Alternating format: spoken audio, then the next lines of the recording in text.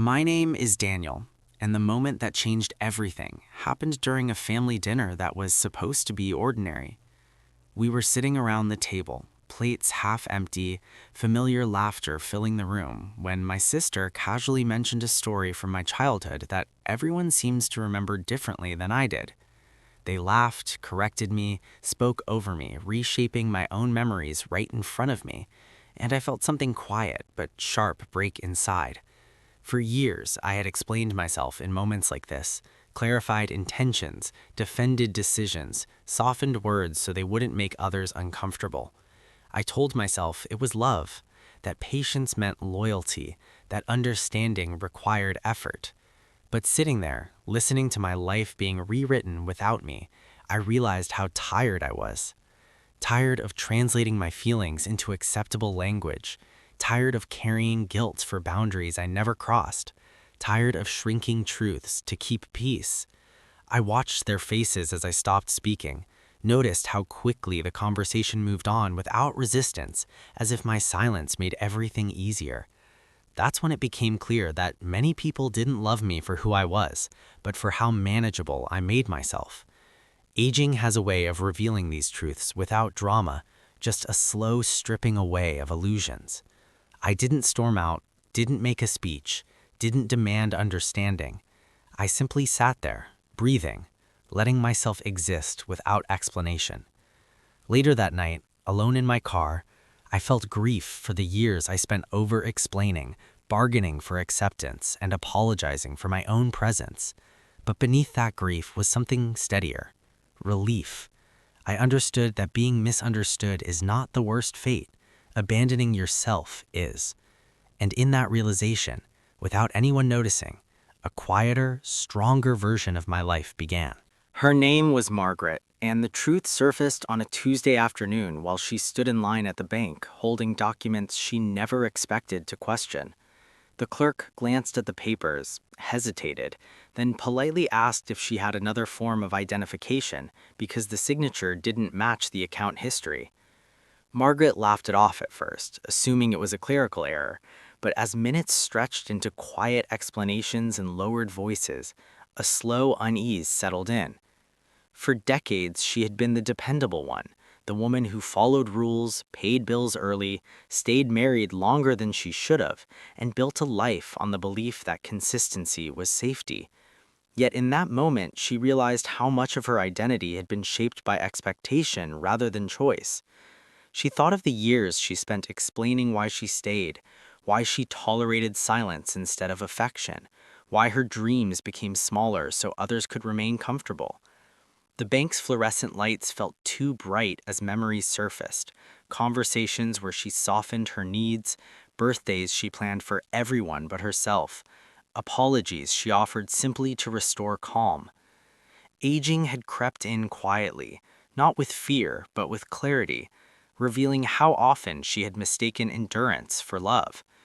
When the clerk finally resolved the issue, Margaret stepped outside, documents tucked under her arm, and sat in her car without turning the key. She noticed how still the world felt when she wasn't narrating herself to it. There was grief in recognizing how much time she had spent being agreeable instead of authentic, how often she had explained her worth instead of assuming it. But there was also an unfamiliar steadiness, a sense that something internal had shifted. She didn't feel rebellious or angry, just awake.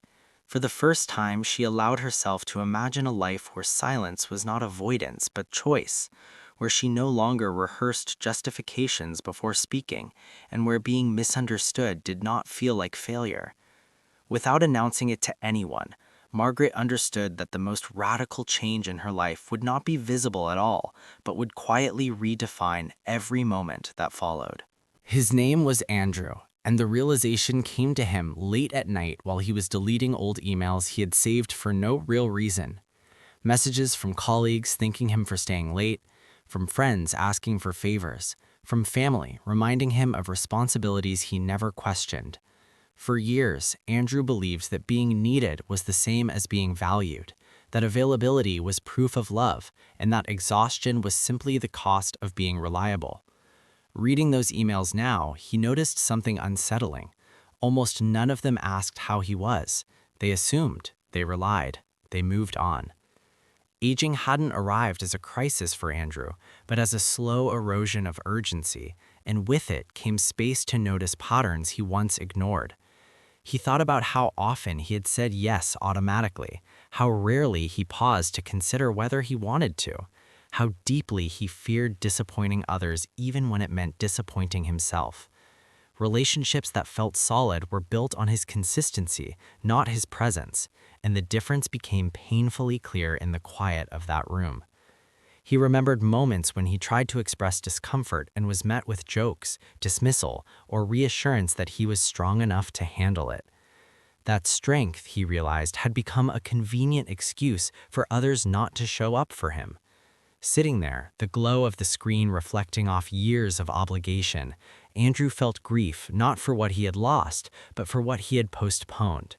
Curiosity, rest, honesty. There was no dramatic breaking point, no argument or confrontation, just a calm and irreversible understanding that his life had been shaped more by expectation than intention. He began imagining what it would feel like to respond instead of react, to choose silence without guilt, to let others manage their own discomfort. The thought was both frightening and liberating. Andrew closed the laptop and sat in the dark, noticing how unfamiliar it felt to exist without performing usefulness. In that stillness, he understood that reclaiming himself wouldn't require explanation or permission, only the quiet courage to stop living as if his worth depended on being constantly available. Her name was Claire, and the moment of clarity arrived while she was sitting in her doctor's office, listening to advice she hadn't asked for. The doctor spoke gently, explaining lifestyle changes, slowing down, being careful, as if her life had already narrowed into a list of precautions. Claire nodded politely, but inside, something resisted. She had spent years adjusting herself for others, lowering expectations, accepting emotional distance, convincing herself that peace was preferable to honesty. Walking out of the clinic, she felt the familiar weight of being managed rather than understood. Aging, she realized, doesn't just change the body, it changes how the world addresses you, how quickly autonomy is replaced by concern. She thought about how often people spoke for her instead of to her, how frequently her decisions were questioned under the guise of care. At home, surrounded by a life that looked stable from the outside, Claire confronted a truth she had avoided. Much of her compliance had been self-taught. She had learned to accept limits without challenging whether they were necessary. Memories surfaced of conversations where she agreed too quickly, laughed off discomfort, and framed sacrifice as maturity. What unsettled her wasn't fear of aging, but the quiet erasure that came with it. That evening, she sat alone and allowed herself to imagine a future not defined by caution, but by intention. She didn't want rebellion or drama, just agency. She began noticing how often she silenced herself preemptively, how easily she surrendered authority over her own life to maintain harmony. There was grief in recognizing how deeply that habit ran, but also relief in naming it. Claire understood that slowing down didn't have to mean stepping aside, and care didn't have to mean control. Without making announcements or seeking validation, she made a small but decisive shift. She started asking herself what she wanted before agreeing to what was expected. The world around her remained unchanged, but internally, something steadier formed, a sense that her life was still hers to shape, even now, even quietly. His name was Victor, and the moment that unsettled him happened during a conversation he wasn't meant to hear.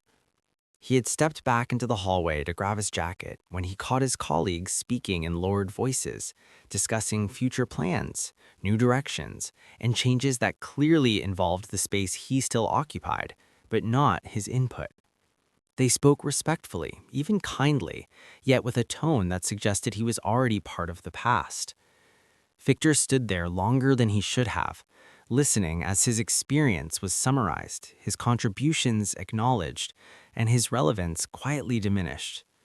For years, he had built his identity around competence, showing up early, staying late, believing that mastery would protect him from being replaced. Aging crept in not as weakness, but as perception. He began noticing how often people assumed he was finished evolving, how easily his confidence was reframed as rigidity. Driving home that evening, Victor replayed moments when he chose certainty over curiosity, when he dismissed new ideas too quickly, when he relied on reputation instead of presence. What hurt wasn't being excluded, but realizing how predictable he had become, how his role had solidified into something static.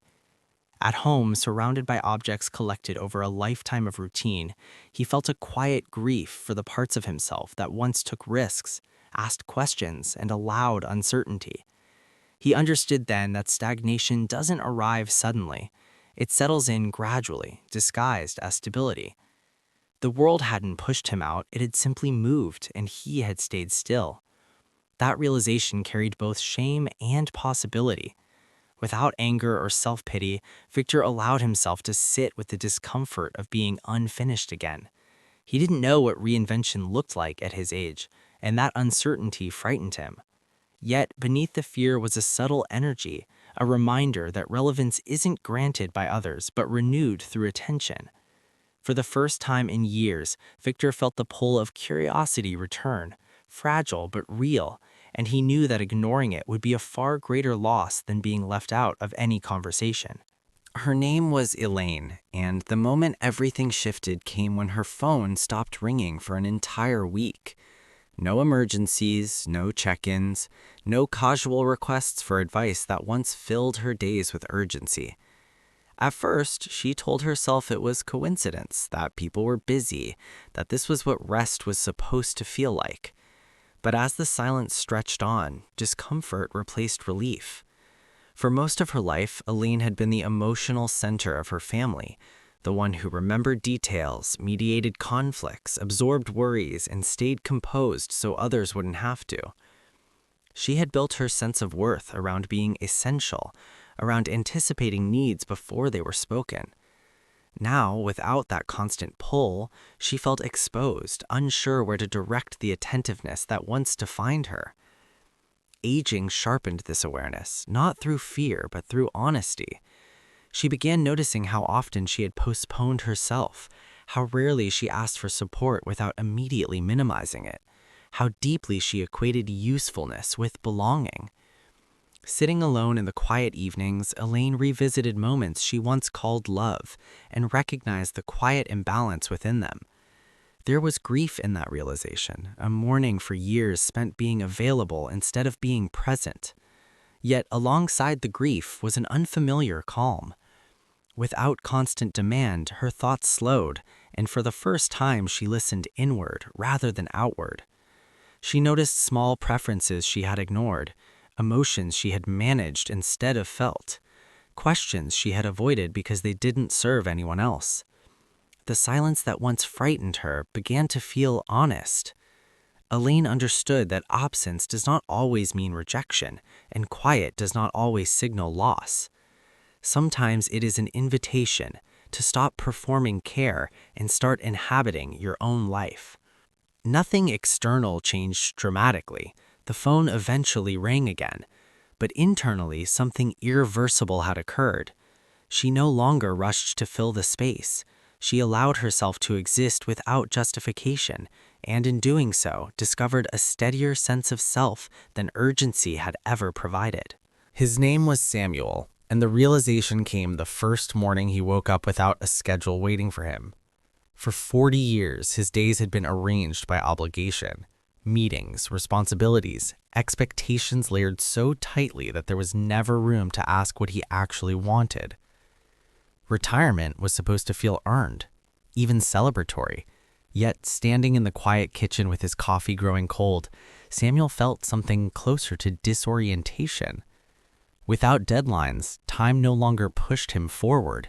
It hovered, demanding attention. He noticed how quickly he tried to fill the emptiness with routines that no longer served a purpose, how uncomfortable he felt sitting still without a reason. Aging, he realized, doesn't just slow the body, It removes the excuses that once kept self-reflection at bay.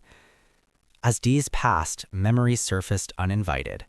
Choices made for stability rather than meaning. Conversations avoided to preserve peace.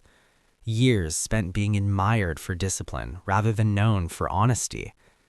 What unsettled him most was recognizing how often he had measured his life by productivity, how rarely he had allowed himself to exist without output.